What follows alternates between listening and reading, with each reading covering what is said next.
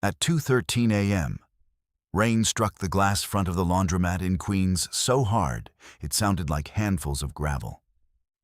And Araya Nakamura sat beneath the flickering blue open sign with a paper cup of vending machine coffee gone cold between her palms, counting crumpled singles on top of a detergent box as if recounting might produce a different number. The place smelled of bleach, wet wool, and overheated metal. 2 dryers thudded out of sync behind her like uneven heartbeats. $43 and some coins. Rent short by $312. The electric bill overdue by 9 days. Her phone screen glowed with reminder notifications she had stopped opening because each one demanded money she did not have. She stacked the bills by denomination anyway, precise and careful, then flattened them under her thumb and slid them back into an envelope softened at the corners from being folded and unfolded too many times. She had finished a double shift at the linen plant an hour earlier, and her body felt like a list she could not complete. Right shoulder burning from lifting hotel bags. Lower spine tight from standing on concrete. Wrists raw where detergent had eaten the skin pale and thin beneath cheap gloves. Hunger pressing low and hollow because dinner had been half a banana and a sleeve of crackers from a break room cabinet.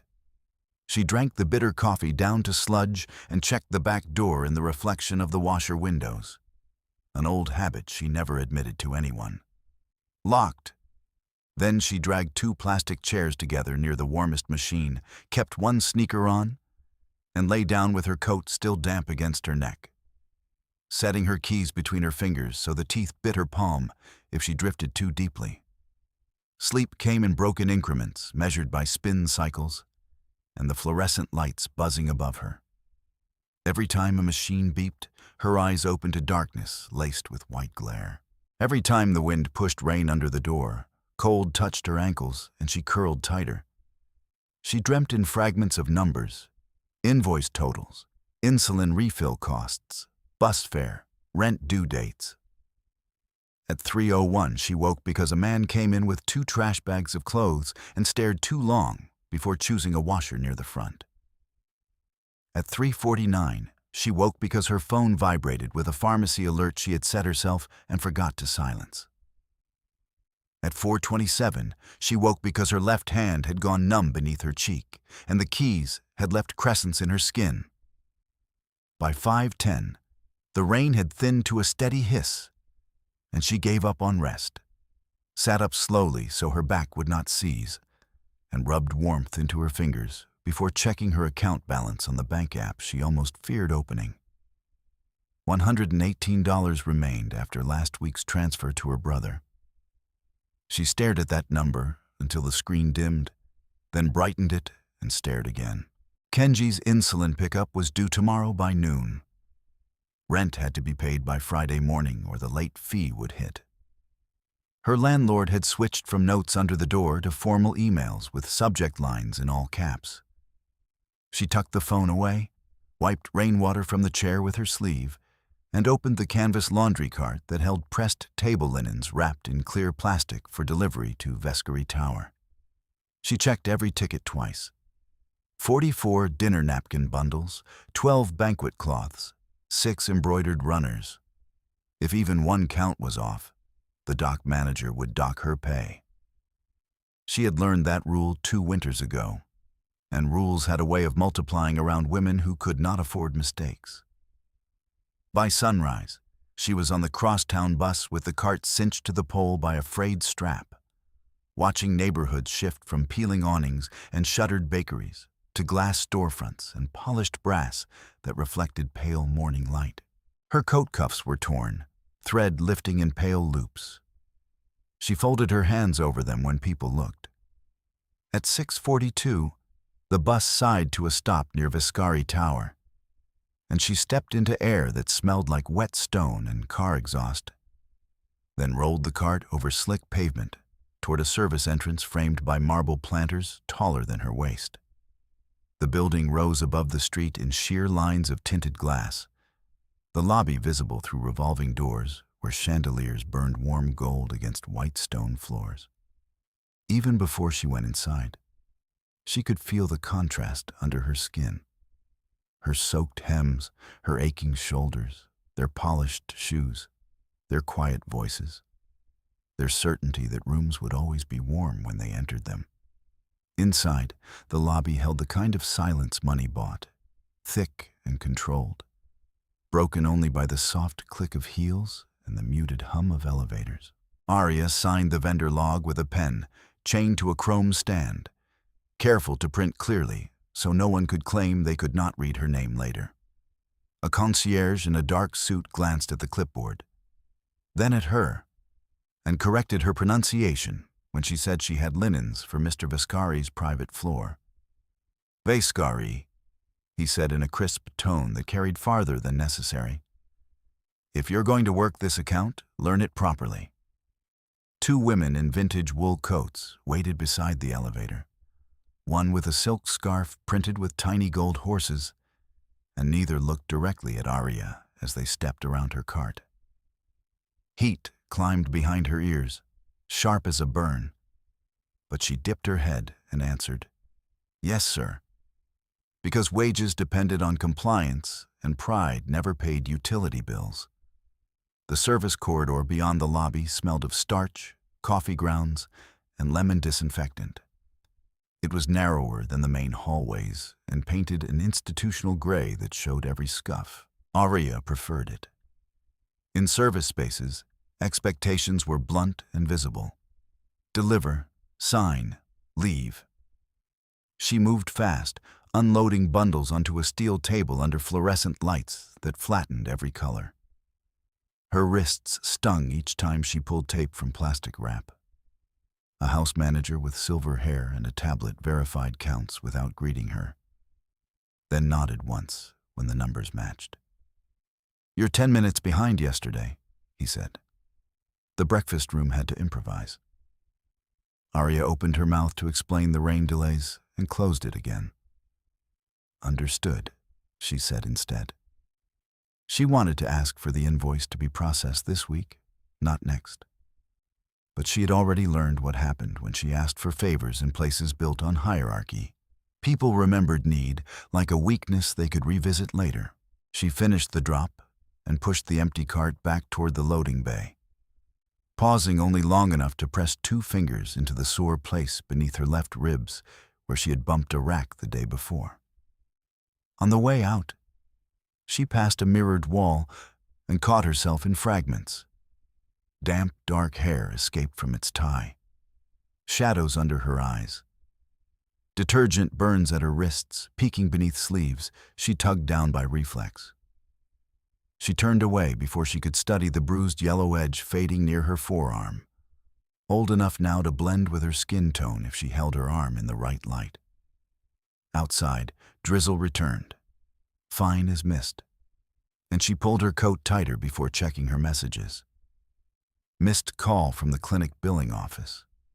Text from Kenji with a photo of his breakfast and a joke about how his toast looked like a continent. She smiled despite herself, typed back a heart and a reminder to carry his glucose tablets, and deleted the draft message asking if he had enough for bus fare this week. He always said yes, even when the answer cost him lunch. By the second week of October, Arya had developed a ritual for surviving the hours between shifts. She mapped public places by warmth and security cameras. She charged her phone to 80% at the bodega near the train. She bought 1 cup of coffee and stretched it over 3 hours by adding hot water twice.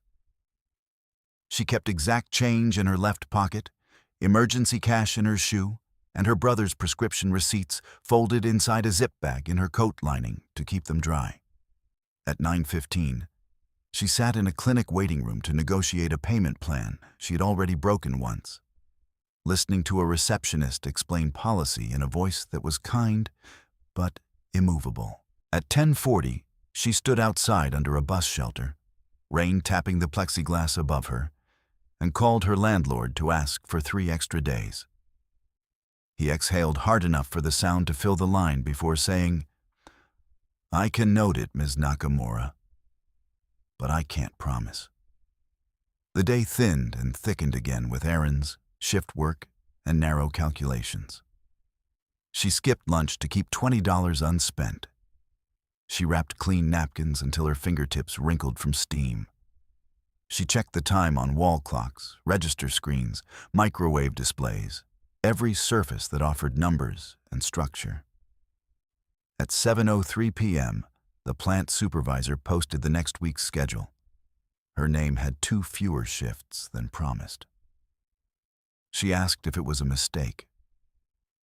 "Budget cuts," he said without meeting her eyes. "Maybe it changes." Maybe never paid rent either. She walked back into evening rain with her hair damp at the roots and her stomach cramping, stood under the awning outside the plant, and did the arithmetic again with numb fingers. Expected wages minus reduced shifts, minus insulin, minus transit, minus rent. The totals did not reconcile. They never did. She closed her eyes for 3 breaths, opened them, and started walking toward the laundromat because it had heat, lights, and a lock she could see from where she sat. At 11:58 p.m., she took her usual chair between dryers 6 and 7, spread her coat over her knees, and listened to the low mechanical thunder that made thought blur at the edges. The neighborhood outside had gone quiet except for passing tires cutting through standing water. Her body trembled once from cold and exhaustion, then settled into that familiar ache that felt almost like calm. She counted her cash a final time under the humming lights, slid the envelope into her bag, and rested her forehead against the warm metal of the dryer door. In the reflection, her face looked older than 28. But her jaw was set the way it always was when she decided she would get through one more night, then another after that. When her phone buzzed on the chair beside her, she looked at the screen and saw a voicemail from an unsaved number waiting to be played. Her thumb hovered over the notification for a full breath before she tapped play, and the laundromat's mechanical hum seemed to pull back just enough for the message to land cleanly in her ear. "Aria." Rio's voice came soft, almost amused, the polished public tone he used with cashiers and landlords and anyone who might one day testify that he was reasonable. "You changed your number without telling me. That hurt. Call me when you get this.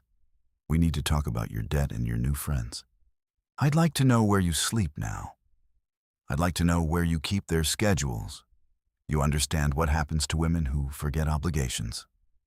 The message ended with a gentle click, as if he had just finished confirming a dinner reservation. Aria kept the phone pressed to her ear long after silence replaced him. Her throat tightened until swallowing hurt. She replayed the voicemail, not because she wanted to hear it again, but because she had learned that fear could blur details, and details were survival. On the second listen, she caught the smile hidden in his pauses, the way he drew out new friends, the deliberate choice of women instead of you. He was never careless with language when he wanted someone scared.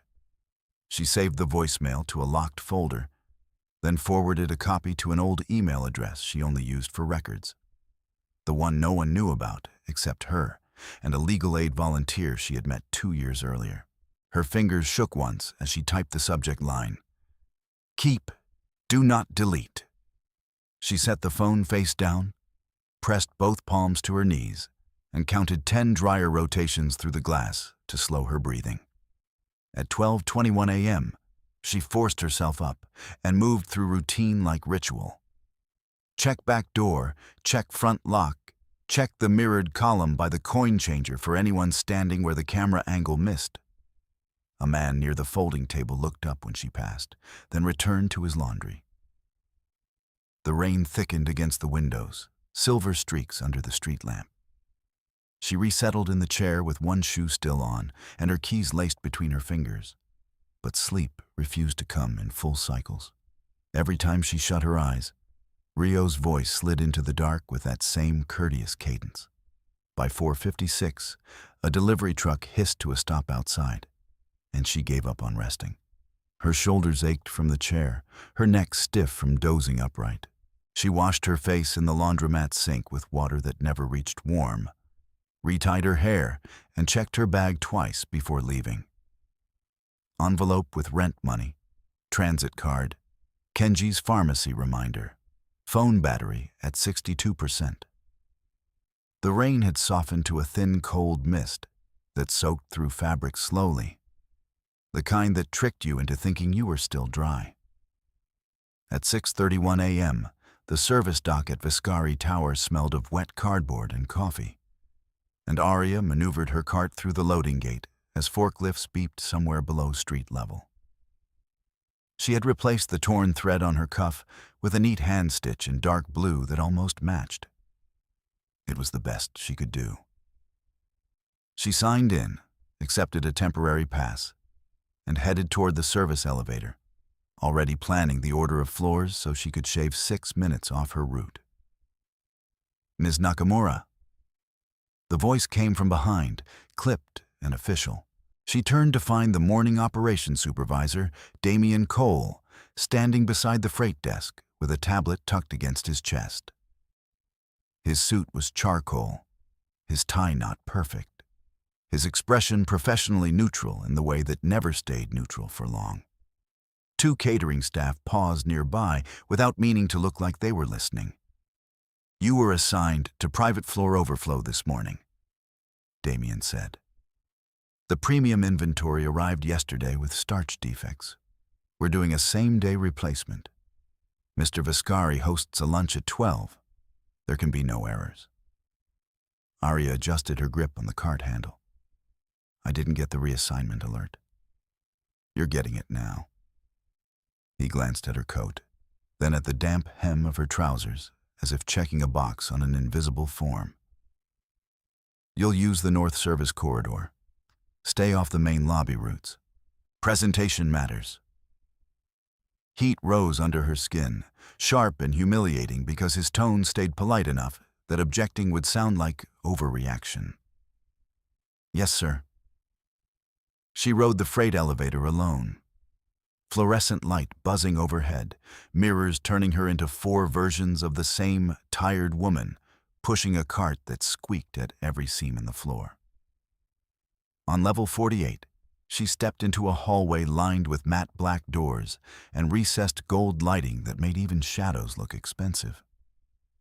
A housekeeper she recognized gave her a quick, sympathetic nod, and then looked away when Damien appeared at the far end with 2 clipboard assistants.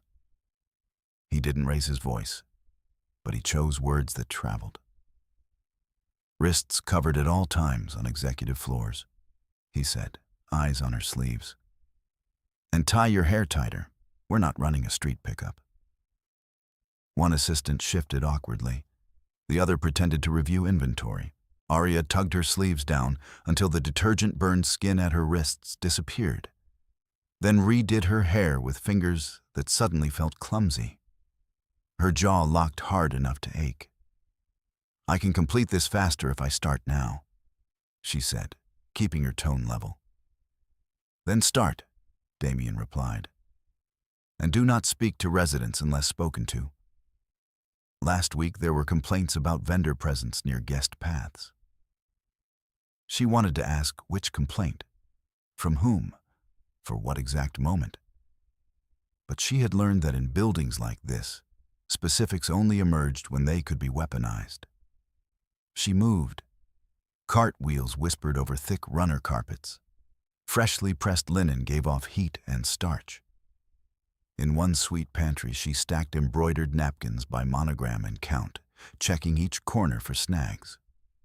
In another, she replaced a full banquet run, while 2 assistants from an event team discussed imported crystal as if discussing weather. One of them looked at Arya's hands and said to the other, not quietly, "I always forget how much labor sits behind a clean table." The other answered, "That's why protocols exist." Neither looked at her face.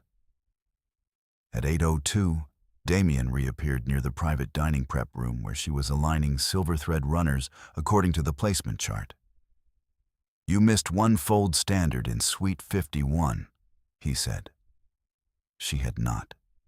She knew she had not. Still, she walked back with him, opened the linen cabinet, and found the stack he indicated. The fold line was exactly where it should be. He stared for a second too long, then said, "Correct it anyway. Better sharp than soft." "Yes, sir." By the time she finished the revised inventory pass, her stomach cramped with hunger and her shoulders burned. But she had not made a documented error. At 9:14, she pushed the empty cart toward the service elevator and caught her reflection in a polished steel panel. Face pale, eyes ringed with sleepless violet, collar damp where mist had seeped through. Behind her, through a slice of open corridor, she saw the main lobby 2 stories below. Marble, crystal, tailored coats. Like another climate entirely.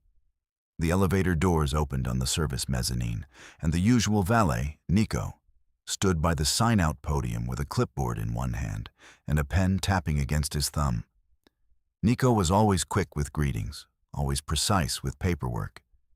But this morning his hand trembled so badly, the pen knocked against the metal rail in tiny, irregular clicks. "You okay?" Arya asked quietly as she handed over her pass.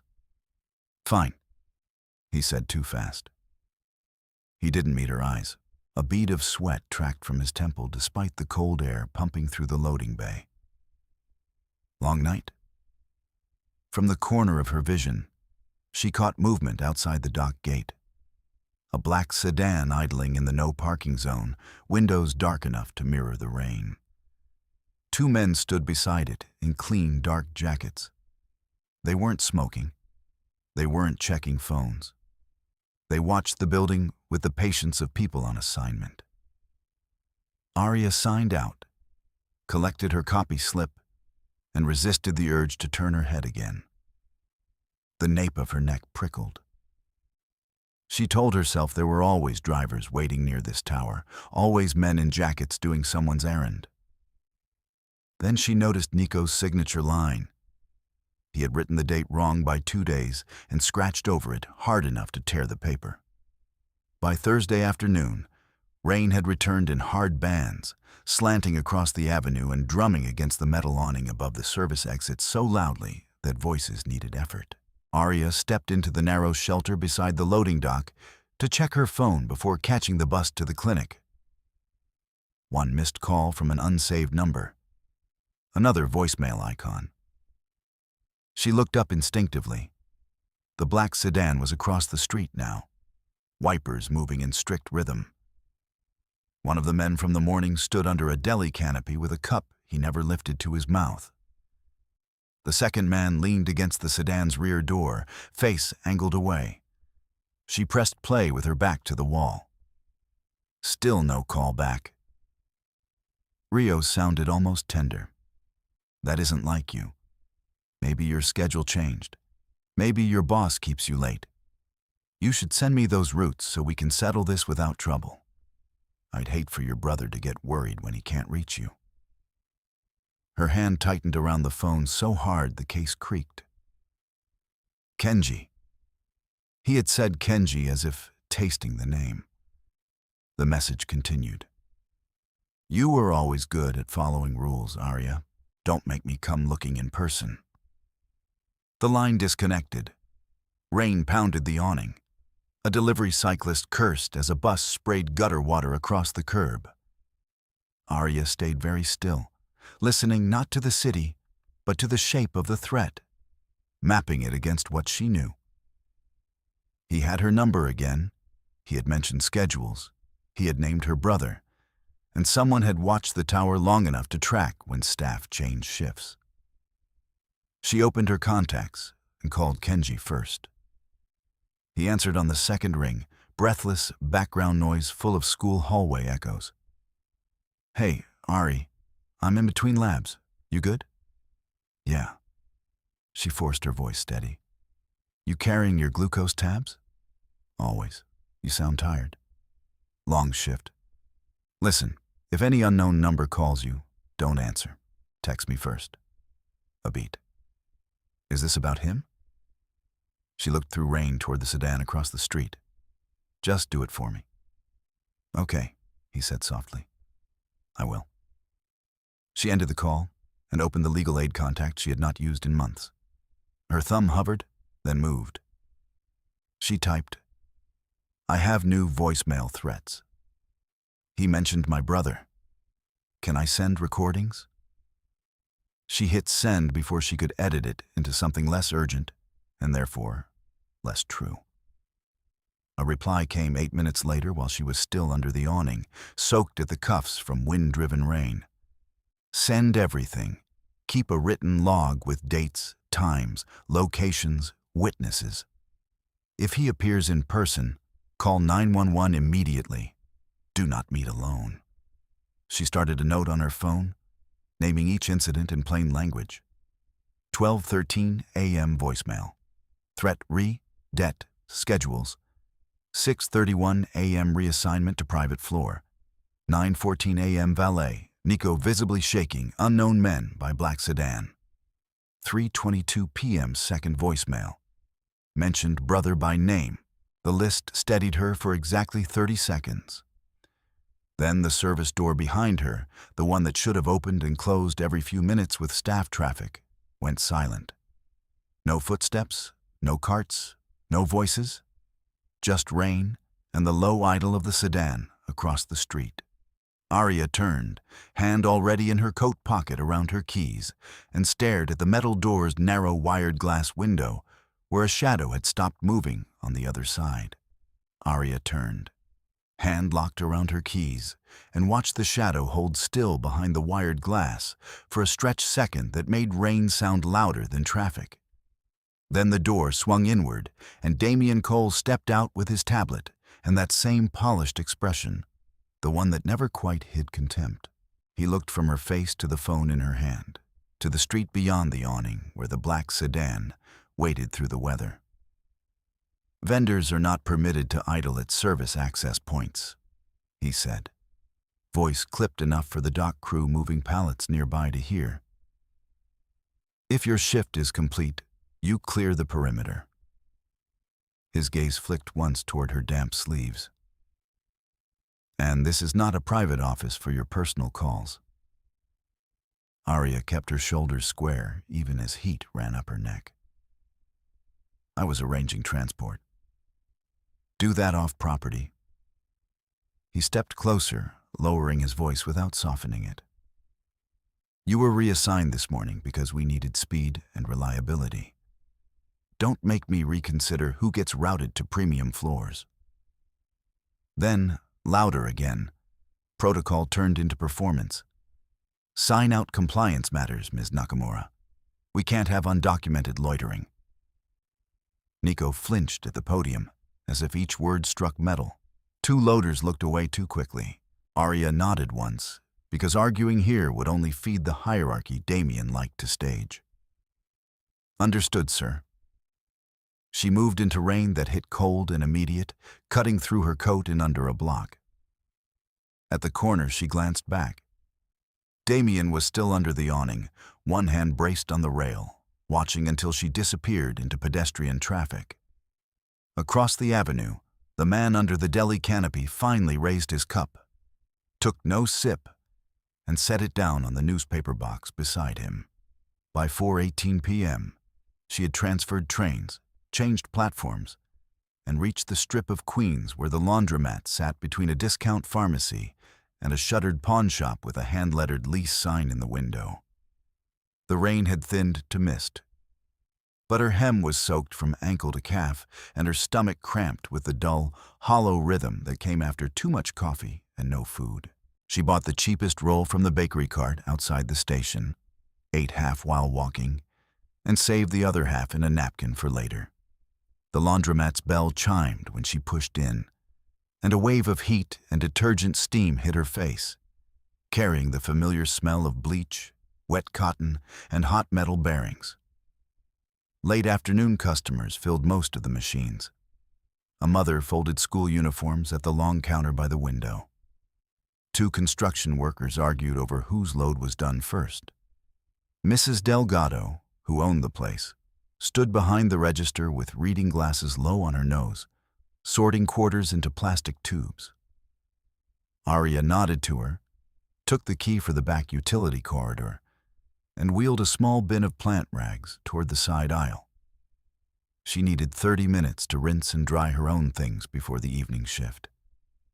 30 quiet minutes. Numbers, not people. Her phone buzzed once in her pocket. Legal aid had replied to her morning message with the same instruction in clearer language. Keep logs. Preserve originals. Do not meet alone. She read it twice, then opened the note she had started and added Damien's words, timestamp, location, witnesses. The act of typing gave shape to panic. Fax, sequence, record. The front bell rang again.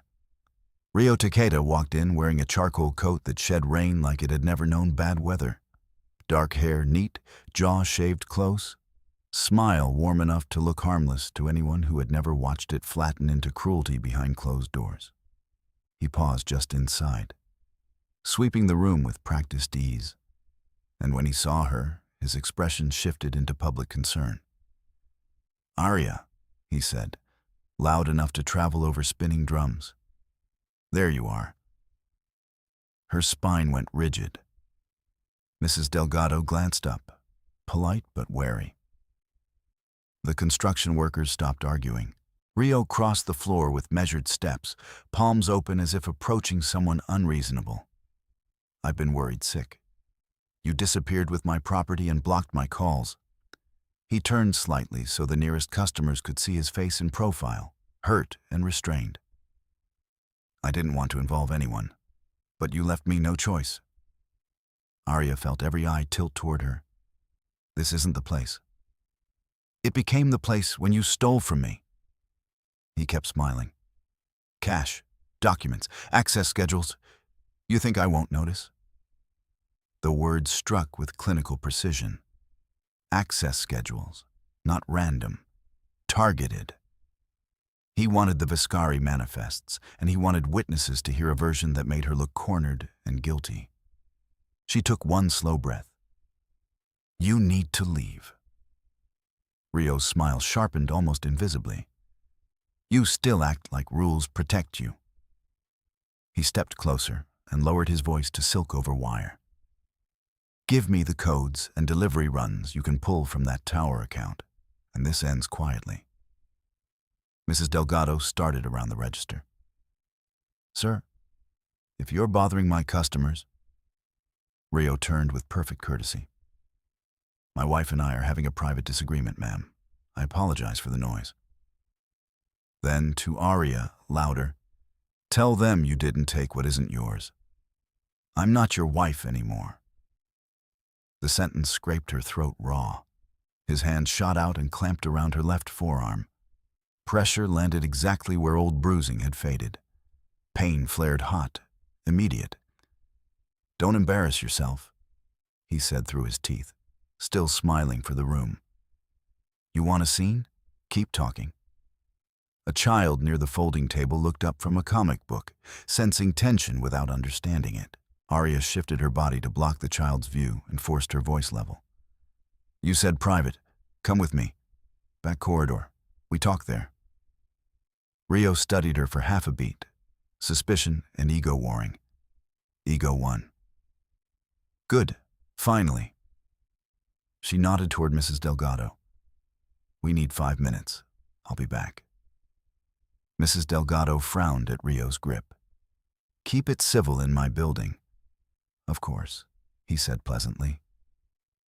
Arya walked first down the narrow side aisle, heart pounding hard enough to blur the edges of her vision. The utility corridor behind the laundromat was lit by one buzzing strip light and smelled of cardboard, machine oil, and damp concrete. Stacked detergent cartons lined one wall, steel rolling racks lined the other. A legal courier drop box was mounted by the rear exit, painted blue with white lettering and a narrow slot above a locked compartment. She had passed it 100 times. As soon as they cleared the doorway, she slid her phone from her pocket, screen down, and thumbed voice record by touch. She held it against her thigh so the mic pointed up. You keep saying debt, she said, turning to face him. Say the number. Rio blinked, then smiled with genuine amusement. Now you negotiate. Say it. If you want compliance, I need terms. 58,000 with interest and inconvenience. She let confusion crease her brow, giving him the role he preferred. Instructor, controller. For what? I paid you every month. You paid enough to stay useful. He leaned in. Then you got sentimental and hid records. Arya swallowed, timing her breaths. Which records?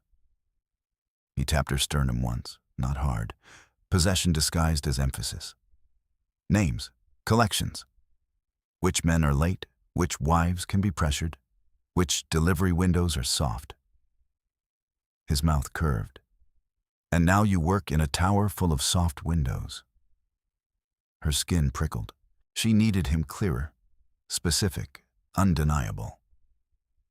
You want me to steal building routes for extortion. I want you to stop pretending you have options. His voice dropped. You always did better when someone told you exactly what to do. While he spoke, her left hand moved behind the detergent cartons, where a white screw cap sat on a shelf. Inside that cap, wrapped in plastic, was the tiny drive she had pulled from his laptop 2 months before she left, copied in a panic and hidden because she had never had a clean channel to send it. She had carried it for weeks, then stashed it here when she realized he might search her bag. One motion, practiced in her head a dozen sleepless nights. Take cap, palm it, turn toward the drop box. She stepped sideways as if to brace herself on the wall, unscrewed the cap with her thumb under cover of her sleeve, and felt the drive settle into her palm like a bead of bone. If I help, she said, voice tight but steady. You clear my brother from this. Rio's eyes lit with predatory satisfaction. There's the version of you I remember. She pivoted toward the box, pretending to wipe her face, and fed the drive through the legal courier slot in a single clean movement. A faint metal tick from inside. Gone. Rio heard it. His gaze snapped to the box, then back to her hand, now empty. His smile vanished. What did you just drop? He asked. Arya lifted her phone between them, screen bright with a red recording timer. Your confession. For a split second, he froze, calculating distance, witness, consequences. Then fury detonated across his face. He grabbed for the phone. She jerked back. His shoulder drove into her and slammed her against a steel rack. The impact rattled hangers and shot pain through her spine. Her vision narrowed to white sparks. Breath locked in her throat. Footsteps thundered from the main floor. Rio yanked her wrist, trying to wrench the phone free. Delete it. Arya couldn't get enough air to answer. She kicked his shin, not to hurt him, only to break balance. The phone slipped, bounced once on concrete, skidded under the rack. He shoved her harder, forearm pinning her collarbone, and the old training of survival collided with present shock until she went still for one dangerous heartbeat. Body remembering all the times resistance had cost more. Then the rear service door crashed open. Hands off her. Matteo Viscari's voice cut through the corridor, low and barely contained, carrying authority that flattened the space in an instant. He entered in a dark suit spattered with rain, flanked by 2 security men in black outerwear. One of them, Luca Ferrante, his security chief, compact and watchful with an earpiece and medical kit clipped to his belt. Matteo's eyes took in the scene once. Arya pinned to steel, Rio's grip, phone on the floor, and something hard locked behind his expression. Lock perimeter, Matteo said without looking away from Rio. No one in or out. Luca was already moving, radio up. Perimeter locked. Cameras on me, Matteo continued. Full audio, preserve all feeds. Recording. Rio released Arya and lifted his hands halfway in a mock gesture of innocence. Mr. Vescari, this is a domestic misunderstanding. She is unstable. She stole from... He does not leave, Matteo said. The command snapped the corridor into motion. One guard stepped between Arya and Rio. Luca closed from the side, controlled and fast, catching Rio's wrist, turning him, pinning him face down to concrete before he could bolt. It was efficient, disciplined force, no spectacle, just leverage and cuffs clicking shut. Rio strained once, then went still, breathing hard. You can't detain me without cause. Matteo crouched, picked up Arya's phone with 2 fingers, checked the recording timer still running, and handed it directly to Luca. Duplicate that file now. Chain of custody starts this minute. Luca nodded. On it. Only then did Matteo turn to Arya. She was upright but shaking, one hand braced on the rack, rain-damp hair loose at her cheek, sleeve pushed back where red finger marks were already rising around old bruises. His voice dropped a fraction. Can you walk? She tried to answer and failed on the first breath. Yes. You're coming upstairs. It wasn't a question. Medic now. Lucas signaled through his radio again. Medical to service corridor B. Bring splint supplies. From the main laundromat, doors opened and shut, people murmuring in startled clusters. Mrs. Delgado appeared at the threshold with 2 uniformed officers from the precinct down the block, summoned by someone in the front. Matteo stepped aside, giving them line of sight to Rio restrained on the floor and to Luca holding Arya's phone evidence bag already sealed.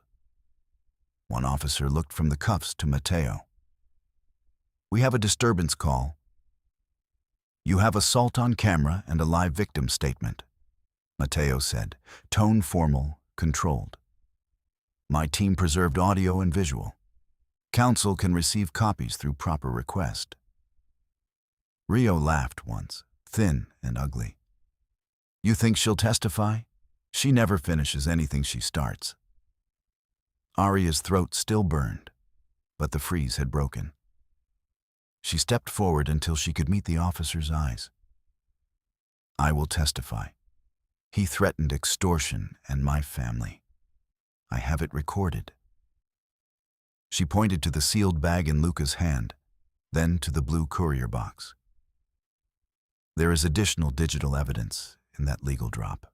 It must be collected with a receipt. The officer nodded, expression sharpening from routine to serious. Understood. Matteo's jaw tightened as he watched her hold steady. When Rio twisted to look at her, Matteo moved 1 pace, placing himself directly in that line without touching her. Barrier instead of owner. His voice, when it came, was quiet enough that only the corridor heard it. You do not come near her again. Rio tried to smile through the restraint. You don't know what she owes. Matteo didn't blink. I know what you are. Sirens flared outside, close and rising. Medical staff rushed in with a folded kit and a portable monitor.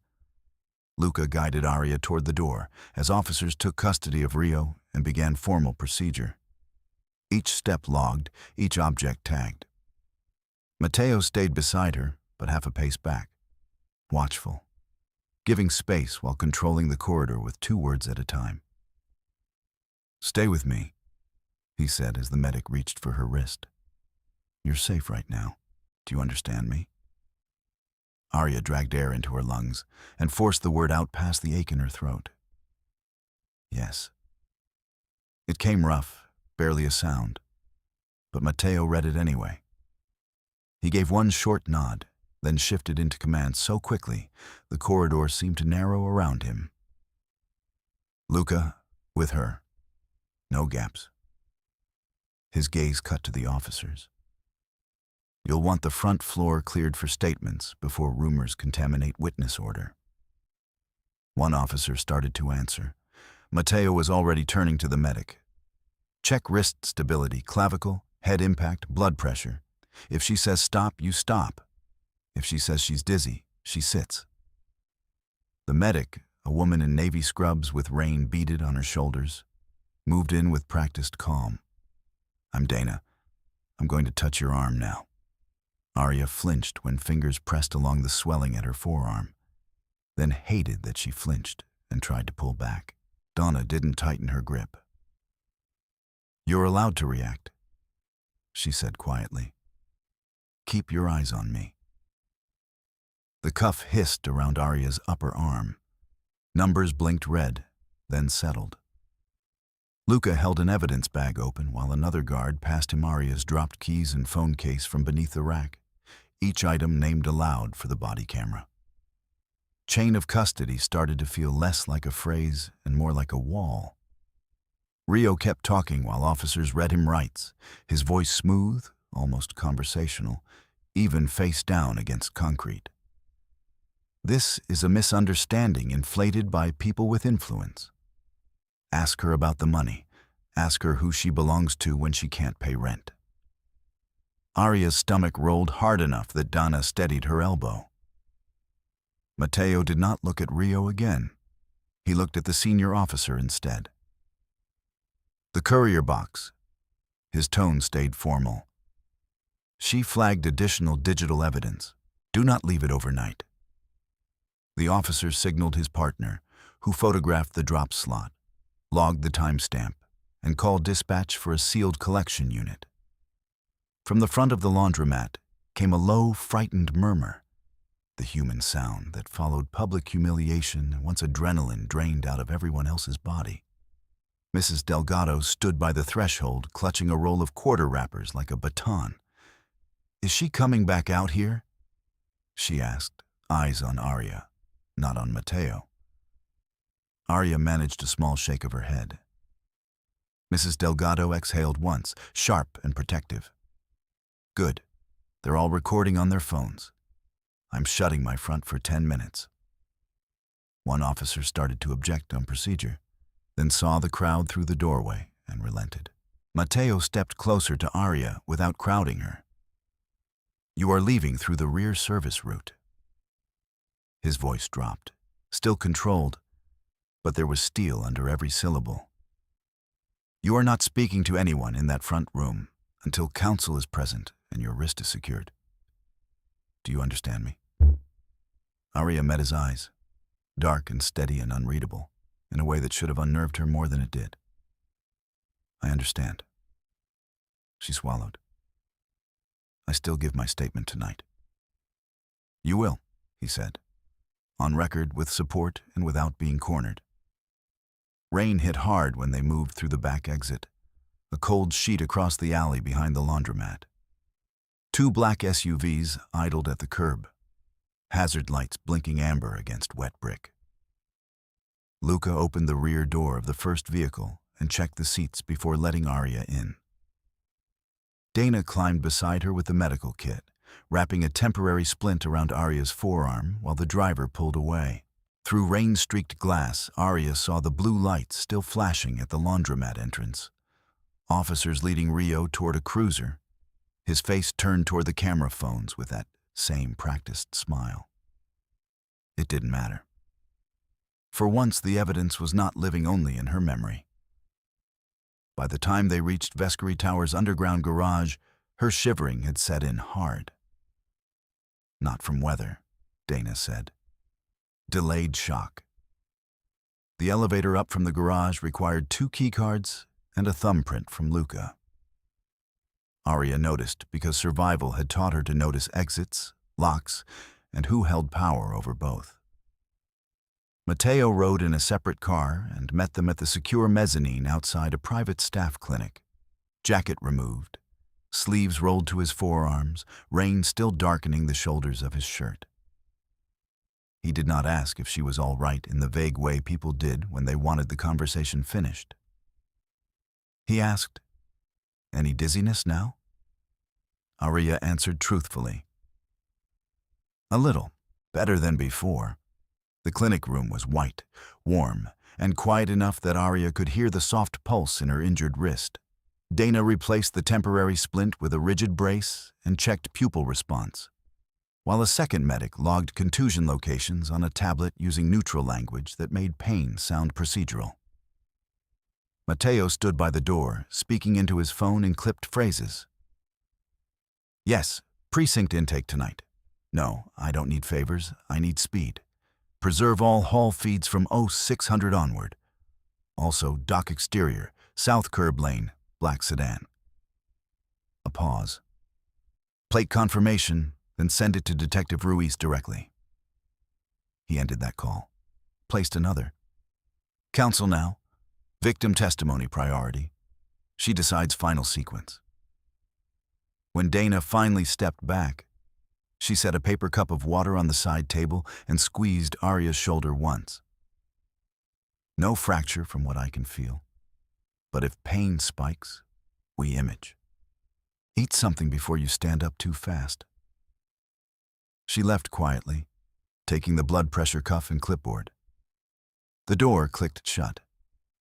Mateo set a tray on the table himself. Broth, rice, tea, and a wrapped sandwich still warm. You haven't eaten enough today, he said. It was not a guess. Arya stared at the spoon for a moment before lifting it with her right hand. The first swallow burned all the way down, and she hated that tears pressed behind her eyes over something as basic as hot food. A soft knock came, then Luca entered with 2 sealed envelopes and a small evidence receipt. Update, he said, keeping his voice low. Courier unit retrieved the dropped contents in front of responding officers. Logged and transferred. Receipt copy here. He held it where Arya could read the case number. Your recording file has been duplicated to 3 encrypted drives. 1 to precinct, 1 to council, 1 in-house lockbox under your name. He set down the second envelope. Also, legal aid called back from the number on your outgoing messages. They asked if you were safe and requested direct contact. Arya took the phone he offered and dialed with stiff fingers. The legal aid attorney on call, Ms. Patel, answered on the first ring, voice brisk and grounded.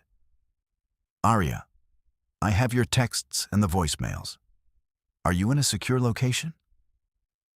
Arya looked at Mateo and Luca, at the locked door, at the rain running down reinforced windows beyond the clinic hall. Yes, she said. I'm secure. Ms. Patel's questions came in precise sequence. Injuries, witnesses, recorded threats mentioning Kenji, evidence transfer confirmation. Arya answered each one. When she finished, Ms. Patel said, Good work preserving chain of evidence under pressure. Do not delete anything. I'll be at precinct intake before your formal statement. The call ended, and the room felt steadier for having a plan with names attached. Mateo waited until Arya had taken 6 more spoonfuls before speaking again. Kenji. Her head lifted. My team moved him from campus to a monitored location with his consent. No uniforms, no scene. He has his supplies and his charger. You can call him now. Relief hit so hard it hurt. Arya set the spoon down because her hand started shaking again. When Kenji answered, his voice was thin with worry but intact. Ari, Luca said you were with medics. Are you hurt bad? Bruised, she said. Not broken. I'm okay, he said quickly, like he knew she needed to hear it first. They put me in some conference room with too much bottled water. I'm okay. She laughed once, weak and wet-eyed, and promised she would see him soon. After the call, fatigue crashed through her in waves, heavy and disorienting. Mateo noticed before she named it. You're not going back to Queens tonight, he said. Arya stiffened on instinct. I still have things at the apartment. Not tonight, he repeated, then modulated his tone without softening the boundary. The caretaker studio above my garage is prepared. Separate entrance, lock under your control, Female staff posted on rotation. You can decline in the morning if you choose. Tonight, you sleep somewhere no one can walk into. She studied him, measuring command against coercion. And if I say no now? Then Luca drives you to any location council approves, with security outside only. Your choice stands. That answer settled into her more deeply than the broth had.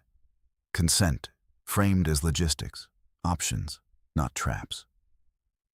She nodded once. Studio tonight. Matteo reached into his coat pocket and set the brass key on the table between the teacup and evidence receipt. It looked older than everything else in the room, its edges worn smooth by use. This opens the studio and the stairwell gate, he said. Keep it on you. Arya touched the key with her fingertips, but didn't pick it up yet. You carry this around? He held her gaze for a second too long, then looked away first. I do. The rain had eased to a thin hiss by the time Luca escorted her through the service wing to the garage staircase. One line of fluorescent lights buzzed overhead, reflecting off polished concrete. At the base of the stairs, a woman in plain black slacks introduced herself as Mara, night security detail, and handed Arya a small canvas bag with clean clothes, toiletries, and a charger compatible with her phone. If you need anything, call the extension taped to the mirror, Mara said. No pity in her face, no curiosity either, just protocol with dignity. Arya climbed slowly, each step sending a dull pulse through her wrist, and unlocked the studio door with the brass key. The room was simple, almost stark. Narrow bed, desk, 2 chairs, a hot plate, a window looking over rain-dark rooftops, and the line of the river beyond. Fresh towels were folded on the radiator. A mug sat beside an electric kettle, and someone had left glucose tabs on the counter with a note in block letters. For Kenji, if needed. Arya stood in the center of the room and let the quiet press against her until her breathing evened out. Down in the garage, engines turned over, security doors opened and closed, and the machinery of a powerful man's world kept moving. Up here for one night, the lock answered to her hand. A knock came 10 minutes later, 3 measured taps. Matteo's voice carried through the door, low and contained. May I come in? Arya opened it halfway, keeping the chain latched. He noticed the chain and gave the smallest nod, as if marking a correct decision. He stayed in the hallway. Precinct confirmed intake window at midnight, he said. Your attorney will meet us there. You can rest for 1 hour first. Arya leaned against the doorframe, suddenly too tired for performance. Why are you doing all of this personally? She asked. You could have delegated every part. For the first time that night, Matteo seemed to choose silence before words, not as control, but as restraint. Because delegation failed someone I loved, he said. His voice stayed even, but the effort of keeping it even was visible in his jaw. Years ago, my sister asked for help leaving a man everyone called respectable. I assigned staff, set protocols, trusted reports. She said she was fine because she knew we were listening for the wrong kind of danger. She died before anyone understood what fear looked like when it was trying to stay polite. Arya felt the corridor tilt, not physically but morally. The shape of him rearranging under information she had not expected. Matteo went on. I keep this key because it was hers. I give it only when I mean the promise attached. Arya gripped the door edge with her good hand. I stayed with Rio because Kenji's insulin was $840 a month when coverage lapsed after our mother died. Rio paid the first refill and made sure I never forgot it. The confession came flat, stripped of drama by repetition in her own head over too many years. Every bruise had a spreadsheet behind it. Every apology had a bill. Matteo did not move. And now? She looked past him down the stairwell where Mara stood out of earshot, visible by design. Now I stopped paying in silence. He inclined his head once, formal as any contract signing. Then we proceed on your terms. Counsel first, statement second. No one speaks for you. Arya unlatched the chain, opened the door fully, and picked up the brass key from the desk where she had set it. The metal felt warm now from the room's heat. From her hand, from history she had not lived but could still recognize. "Midnight," she said. "I'll be ready." Matteo stepped back, giving her the hallway and the decision both. And when the door closed again, the lock clicked with a sound that was simple, solid, and finally hers. The lock clicked, and Arya kept her hand on it as if the metal could steady her pulse by force. The room was quiet except for rain ticking against the window and the low hum of the radiator. But her body still heard the corridor. The shove, Rio's breath at her ear, Matteo's voice cutting through it. She set the brass key on the desk, then picked it up again and threaded it onto the elastic loop inside her coat pocket where she kept emergency cash. Practical first, feelings later. She changed into the clean sweater Mara had left, winced while working her splinted arm through the sleeve, and washed her face at the narrow sink until the skin along her cheek went cold and numb. At 11:07, her phone lit with a message from Luca confirming departure in 20 minutes and counsel arrival at precinct intake. Another message followed from Kenji. "Don't apologize for protecting us." She read it twice, then set the phone down because her eyes blurred at the edges and she refused to cry right before giving a statement that needed precision. On the desk, beside the folded evidence receipt, the brass key caught the lamplight in a dull gold line, worn smooth by another woman's hand years before hers. 3 measured taps came again. "Arya?" Matteo's voice stayed low through the door. "Car in 10. She opened without the chain this time and hated that the decision felt loaded. Matteo had changed jackets. Dry black wool replaced rain-spotted cotton, tailored and severe. But the same control sat in his shoulders like armor. He looked at her face once, then at the brace, then back to her eyes. A direct inventory that felt more intimate than touch. Any new dizziness? No. Pain? Manageable? He nodded. Good. His gaze flicked to the room behind her, checking exits and window latch in one sweep. "Mara remains outside until you return." Arya leaned against the frame, fatigue and adrenaline running side by side. "You keep issuing orders like they're oxygen. And you keep standing after impact," he said. "We both have habits." The line should have ended there. It didn't. The hall light cut sharp planes into his face, dark eyes unreadable, jaw tight with something he kept behind his teeth. Fear moved through her first, the old survival fear of men with influence and quiet voices. Attraction followed right behind it, unwanted and immediate, because he had stepped between her and harm without taking her voice from her. The contradiction made her skin prickle.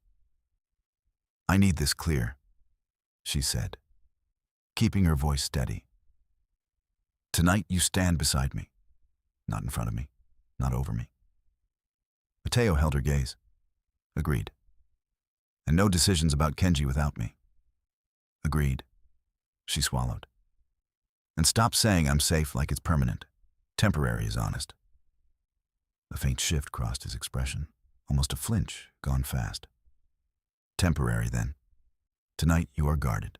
Tomorrow we reassess." He paused, then added quieter, "I can work with honest." The elevator ride down was silent, except for the soft, mechanical whine and Luca's radio murmuring status codes. Arya stood between Luca and Mara. Matteo opposite her, each of them angled outward without making it obvious, a moving perimeter disguised as courtesy. In the garage, cold air smelled of motor oil and wet concrete. The SUV doors shut with a dense, expensive thud that muted the city as they pulled into midnight traffic. Queens at that hour looked scrubbed raw by rain. Storefront gates down, neon reflections trembling in puddles, steam lifting from grates in pale ribbons. Arya watched it all through tinted glass and tried to rehearse facts in sequence. Voicemail timestamps, wording, corridor, drop slot, shove, camera placement, witnesses. When the car stopped at a light, Mateo's phone vibrated. He glanced at the screen and answered in clipped formal diction. Yes. Intake room secured. No press corridor access. Detective Ruiz receives evidence directly. A beat. No, I am not requesting special treatment. I am refusing contamination. He ended the call and looked at her. Counsel is in place. Arya nodded, but her throat had tightened again. She pressed the splint against her knee to ground herself. Mateo noticed, reached to the center console, and set a sealed bottle of water by her hand, without comment. That restraint did more to calm her than reassurance would have. By 11:41, the SUV turned into the precinct's side entrance, a brick building washed in sodium light and rain glare. Uniforms moving in and out beneath a concrete overhang. Luca exited first, scanned, then opened Arya's door. Inside, the intake corridor smelled of floor cleaner, damp wool, stale coffee, and copier heat. Fluorescent lights flattened everyone to tired angles and hard shadows. Ms. Patel stood near a vending machine in a navy coat, legal pad tucked to her chest, glasses fogged from the weather. Arya. She crossed quickly, eyes sharp and kind at once. I'm glad you came in tonight. We keep this structured. She acknowledged Mateo with a brief nod that conveyed respect without deference. Mr. Viscari. Counsel. Mateo stepped back half a pace immediately, creating space without theatrics. That small movement landed in Arya like a held breath releasing. Fear and trust kept trading places in her chest, but she could map the terms now. Ms. Patel guided her to a plastic chair, reviewed sequence, and placed a printed consent form on the table. You can stop at any point.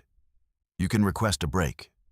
If any question drifts into blame framing, I object. You answer facts only, no speculation. She looked at the brace. We include injury photos before statement. Arya signed with her right hand. Her signature shook at the first letter and steadied by the last. A uniformed officer entered with a camera and evidence envelope. Ms. Nakamura, we're ready for documentation. He spoke professionally, no softness, no edge. As they stood, raised voices leaked from farther down the corridor, then the metallic scrape of a bench being dragged. Arya froze. Her skin went cold under the sweater. She knew that voice even before words formed. Rio laughed, thin and bright with performance. Call her in. She likes attention now, apparently. Mateo moved, not touching her, just angling his body between corridor and her line of sight. Look at me, he said quietly. She did. Dark eyes, controlled breath, the clean knot of his tie centered like a fixed point. You are not alone in this room, he said. You choose the pace. Ms. Patel stepped in on Arya's other side. We can request separation and delayed transport for him. Arya's pulse hammered, but she heard herself answer, clear enough. No delay. I want this on record while details are fresh. Mateo gave a single nod that carried approval and warning both. Then we proceed exactly as counsel directs. The statement room was smaller than she expected. Beige cinder block, one table, 3 chairs, a wall clock stuck 2 minutes slow. Detective Ruiz introduced herself, set a recorder in plain view, and asked if Arya understood that false reports carried penalties. Arya said yes and gave her full account in chronological order, voice rough but precise. She repeated Rio's words about schedules, debt, women, her brother. She described the corridor, the drop slot, the shove against steel, the location of her phone, the visible camera angle. She did not minimize and did not dramatize. When Ruiz asked why she had recorded, Arya answered, "Because he is careful in private and charming in public. I needed his own language." Ruiz's pen paused, then continued. "Understood." 40 minutes later, the recorder clicked off. Ms. Patel requested immediate copy confirmation. Ruiz handed over an incident number and signed receipt. Arya stood too quickly. Dizziness tilted the room. Mateo was there with a chair before her knees buckled, one hand hovering near her elbow but not taking hold until she nodded once. Even then his grip stayed light, stabilizing rather than claiming. In the hallway outside, a transport team wheeled a metal cart past open bars. Rio stood in cuffs at the end of the corridor, waiting for transfer. Coat gone, shirt collar rumpled, smile back in place as soon as he saw her. "Arya," he called, voice warm enough to pass for concern to anyone passing by. "Tell them this was stress. You overreacted. We can settle debt quietly." Her throat closed for a beat, then opened around anger that felt clean for the first time in years. She stepped forward before anyone could stop her, Ms. Patel at her shoulder. "There is no debt," she said, each word even. "There is extortion, assault, and fraud. I am not negotiating." Rio's eyes flicked to Mateo and sharpened. "So this is what you traded up for? A richer cage?" Mateo's voice came low, barely contained, carrying down the corridor without rising. "Watch your mouth." Rio leaned against the rail, smiling. "Or what?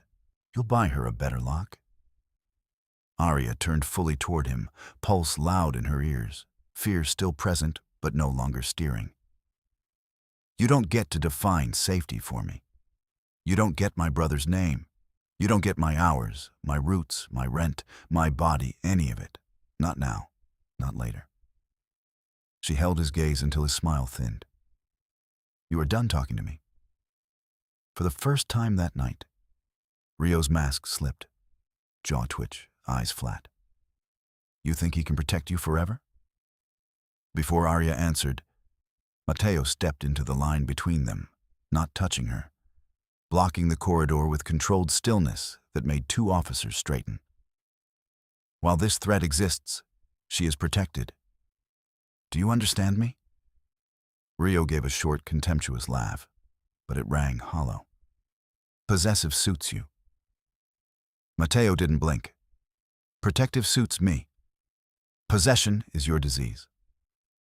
The transport sergeant jerked his chin toward the holding door. "Move." Cuffs clinked.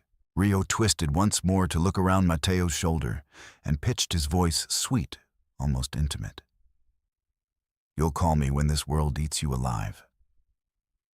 Arya met that look over Mateo's shoulder and felt old fear scrape past new steel. "No," she said. "I'll call my lawyer." The door shut behind Rio with a heavy metal slam that reverberated through the corridor and out through her ribs. Silence followed, dense and fluorescent, broken only by distant phones and the rattle of keys at the desk. Ms. Patel exhaled and touched Arya's good arm. That line was clear. Good. Keep it that clear every time. She turned to Mateo. "She needs escorted release and no lobby exposure." "Already arranged," he said. As they moved toward the side exit, Mateo slowed beside Arya, voice pitched for her alone. "You drew the boundary yourself. No one can redraw it for you now." Rain had eased to a fine mist when the door opened to the night. Cold air hit her face, sharp and real. Arya stepped under the overhang. Brass key pressing against her coat pocket, incident number folded in her hand. And for the first time since the laundromat corridor, she felt the ground hold steady under her feet. Mist cooled her face under the precinct overhang, and Arya stood still until the tremor in her knees settled into something she could trust. Luca opened the SUV door, but Matteo did not urge her forward. He waited. Choice first. She nodded once and got in, incident number folded in her palm, brass key pressing against her pocket like a second pulse. The drive back was quiet until Matteo's phone vibrated with Detective Ruiz's name. He put the call on speaker with Arya's consent. Ruiz's voice came through static and fluorescent fatigue. Takeda is being held overnight. Prosecutor is filing coercion, assault, extortion conspiracy, and debt fraud counts at first calendar. We executed emergency preservation on the courier box drive. Initial scan confirms ledgers, voice notes, and payment chains. Arya closed her eyes as the words landed, each one practical and heavy. Ruiz continued. We also pulled street cameras on the black sedan at Vescari Tower. Plate is registered to a shell company tied to Takeda's collector network. Your morning log helped us lock timeline. She paused. One more thing. The dock supervisor, Damian Cole, is coming in with counsel. We found deleted access report drafts on his work terminal and unauthorized staff route exports. Not enough yet for arrest, but enough for internal suspension and subpoena. Arya looked toward the rain-blurred window. Nico, Ruiz answered immediately. Nico gave a statement. He was threatened and paid to alter sign-out dates and text shift changes. He turned over the burner phone and agreed to testify. He asked me to tell you he was sorry. He looked away. The call ended with a promise to send formal paperwork to Ms. Patel before dawn. By 2:26 a.m., Kenji was waiting in a secured conference room at the tower garage level. Wrapped in a borrowed hoodie, 3 unopened bottles of water lined up like he had tried to make order out of fear. When he saw Arya's brace, he stood so fast his chair tipped. She caught it with her good hand and then him with the same hand, pulling him into a careful, awkward hug that hurt and healed at once. I'm okay, she said into his shoulder before he could ask. Bruised? Loud night. Kenji pulled back, eyes red-rimmed and furious in the way only gentle people looked when they were done being afraid. He used my name. Arya nodded. He won't use it again? Matteo stayed by the door, giving the siblings the room. And when Kenji finally noticed him, he straightened and said, formal from nerves. Thank you, sir. Matteo's reply was plain. Keep your glucose tabs on you, and call security if anyone approaches you twice. Kenji blinked, and then gave a small, startled laugh. That's exactly what she says. The morning arraignment courtroom smelled of wet wool and old paper. Benches creaked under the weight of spectators and clerks moving files in practiced arcs. Arya sat with Ms. Patel at counsel table. Matteo stood behind and to her left, close enough to block, far enough not to overshadow. Rio entered in cuffs, suit replaced by county khaki, smile still polished for the room. The assistant district attorney played 2 clips, the laundromat corridor recording, then a voice memo from the courier drive archive, where Rio discussed wives as leverage when men stall. No one spoke while the sound filled the chamber. The judge's expression hardened by degrees. Bail was argued, denied, and denied again after flight risk and witness contact findings were read aloud, as deputies turned Rio toward the side door. He twisted and took one step toward Arya before the chain snapped him short. Matteo shifted in front of her with controlled precision, not touching, just occupying the line. You do not come near her again, he said, voice low and barely contained. Deputies moved Rio out. The door shut. This time, Arya's breath did not break. 3 days later, rain returned, thinner and colder, when Arya and Ms. Patel met Detective Ruiz in an evidence room that smelled of cardboard and toner. Ruiz set sealed bags on the counter and read each label before releasing them. Arya's keys, phone case, coat, and the cracked screen protector from the device she had dropped under the rack. Recording originals remain in custody, Ruiz said. You receive certified copies only. She slid 2 envelopes forward. One contains transcript excerpts from your statement and the voicemail threats. The second is notice that clinic billing and your landlord were formally advised of victim protection status for temporary deadline flexibility. Your legal aid request triggered both. Arya let out a breath she had been carrying since the bus shelter call days earlier.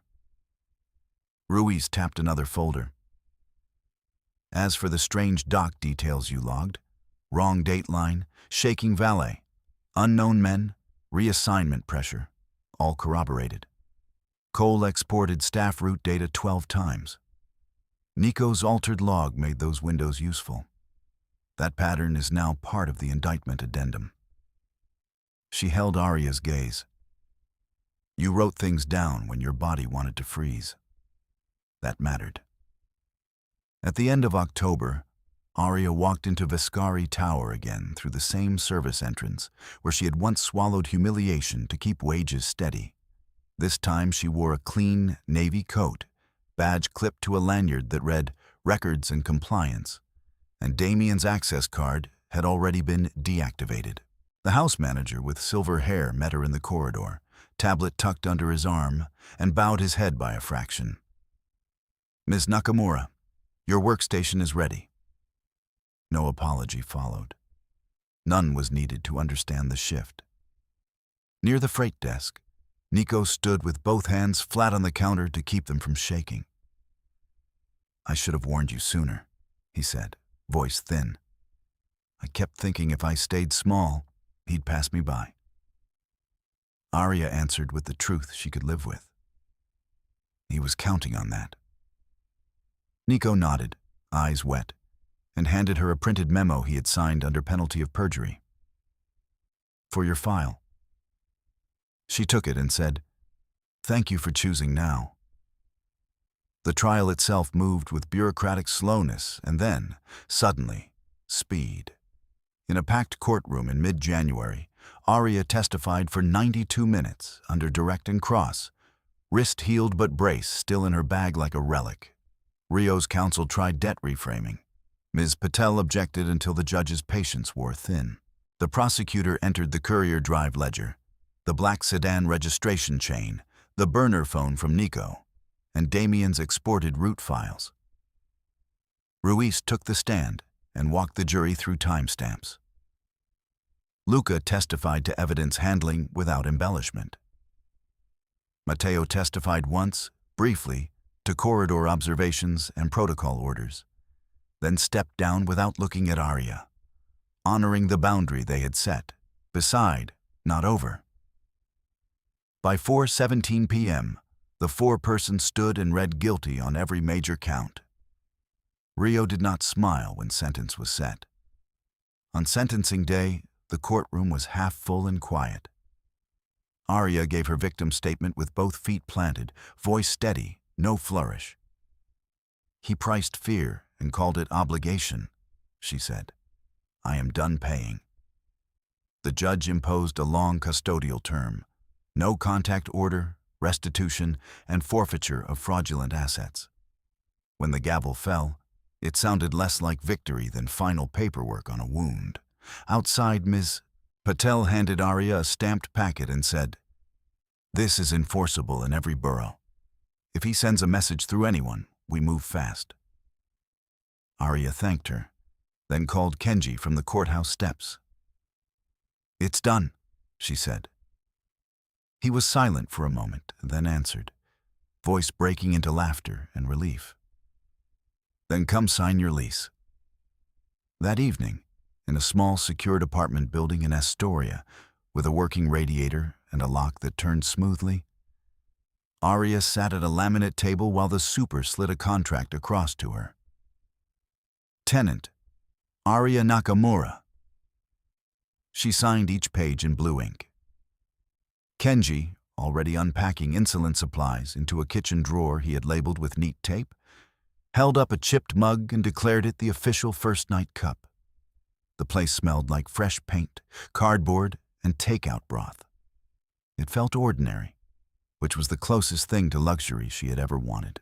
After Kenji fell asleep on the couch with a blanket half off his shoulder, there was one soft knock at the door. Mateo stood in the hallway in a dark coat, no security visible, though she knew better than to assume absent. He held a slim folder. "Your employment contract revision," he said. "Salary, hours, and remote days set by your request.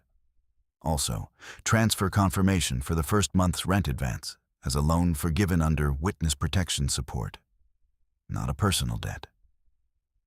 Arya read the clause under the hallway light, then looked up. "Thank you." She reached into her pocket and placed the brass key in his palm. "It got me through the first night." Mateo curled his fingers around it, expression unreadable for a beat. "Keep it," he said. "Not as obligation, as proof you had a door when you needed one." Arya considered, then closed his hand back over the key. "I don't need that door now. I need this one." She touched her own lock. "If we continue, it stays on terms we already named. No ownership language, no silent decisions about my family, no protection that cages." Mateo met her eyes and answered without hesitation. "Agreed. Earned, not claimed." She opened the door wider, but not all the way, a boundary and an invitation at once. "Tea," she said. 15 minutes. Then I sleep." A faint, tired curve touched his mouth. 15.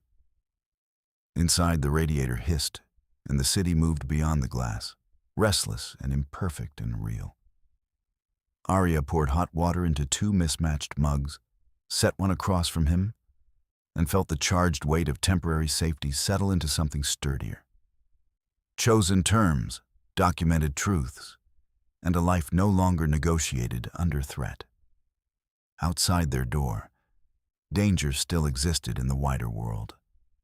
Inside, for the first time, her peace belonged to her.